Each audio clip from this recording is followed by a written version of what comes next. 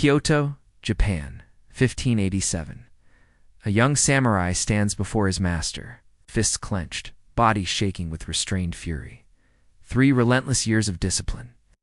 3 years immersed in blade work, tactics, and philosophy.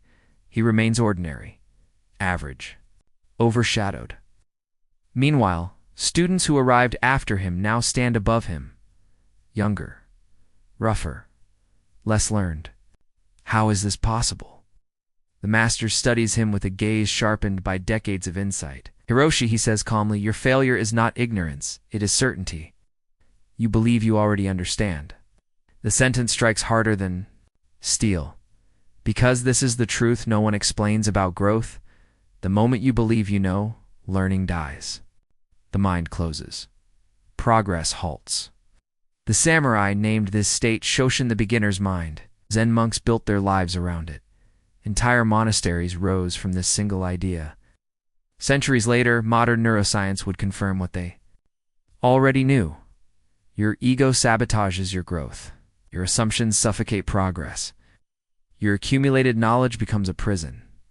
The real question isn't how to acquire more information. The real question is how to empty yourself enough to receive.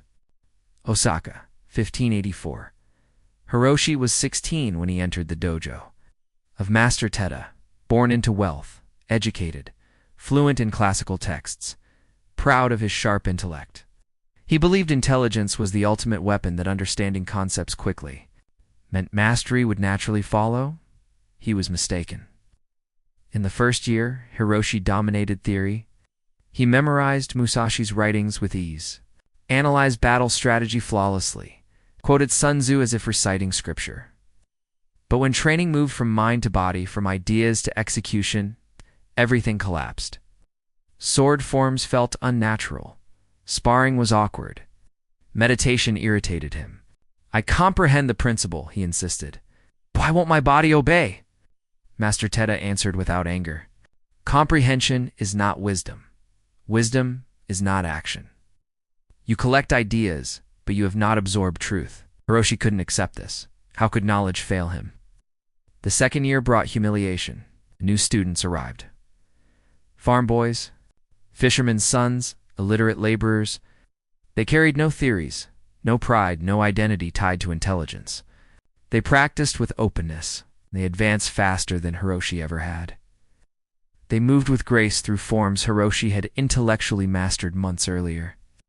Lessons that took him half a year to grasp became natural to them within weeks. By the third year, his spirit fractured. During sparring, Kenji, a fisherman's son, who had joined only 8 months earlier, overpowered him completely. Not through force, through calm, through flow, through presence. Afterward, Hiroshi confronted his master. Why? He demanded, voice trembling. I've studied more. I understand more. I'm more intelligent. Why is he superior? Master Tada replied simply. Because Kenji arrives empty. You arrive full. What does that mean? When I teach, Kenji receives. You judge, he asks. You assume. His mind flows like water. Yours blocks the current. Anger surged, and intelligence is a flaw. No, Tada replied. Ego wearing the mask of intelligence is the flaw. True intelligence knows when to let go. He gestured toward Mount Hope-A.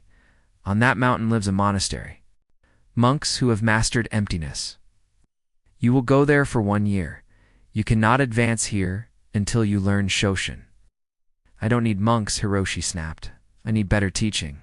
And that, Tada said coldly, is why you must go. Days later, Hiroshi climbed the mountain. His pack was heavy, his pride heavier. He did not know his entire understanding of learning was about to collapse. The monastery clung to the mountainside stone wood. Silence. Monks moved, like shadows through morning fog. Hiroshi was welcomed by Master Dai, a man whose age could not be guessed. His eyes carried unsettling depth. Master Tada tells me you are very clever, Dai said. Learn quickly, Hiroshi replied. Then this'll be painful for you. Dai smiled.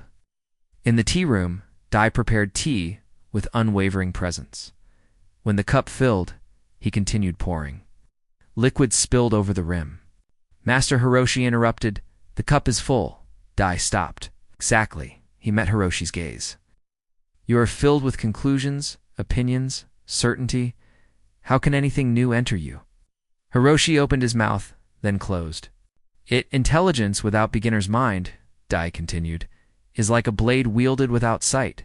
It harms its owner first. He emptied the cup and poured again. This time, it received perfectly. Shoshin means original mind, openness, curiosity, freedom from assumption. The beginner sees endless paths. The expert sees limits. The master returns to infinity. But doesn't mastery require confidence? Hiroshi asked. That belief, Dai replied, is what halted you. In the calligraphy hall, an elderly monk practiced basic strokes again and again with childlike attention. 70 years of mastery, Dai whispered. Yet every stroke is new. The instant he believes he knows, mastery fades. Understanding. Stirred not in thought, but in feeling. The monastery stripped Hiroshi down. No debates. No theories. Only silence. Sitting. Repetition. Presence. At first, his mind screamed. Boredom, resistance, superiority. His ego fought desperately. That voice, Dai said softly, is the barrier. Weeks passed. Something cracked. Hiroshi realized. He had known words, not truth. Ideas, not embodiment. Information, not transformation. When he finally approached practice without expectation, without identity, everything shifted. The brush flowed. The body moved. The sword responded before thought. This, Dai said, examining his work as beginner's mind. Months later, Hiroshi returned to Master Teda's dojo transformed. When he moved, he no longer performed, he flowed. When attacked, he did not calculate, he responded. You've changed, Teda observed. I learned to forget, Hiroshi replied. Years later, Hiroshi would stand as a master himself. When a brilliant student arrived, confident and full, Hiroshi poured tea until it spilled. The cup is full, the student protested. And so are you, Hiroshi said gently. Empty it, because mastery is not accumulation. It is release, not knowing, but becoming open enough to learn forever. Empty your cup. Embrace Shoshin.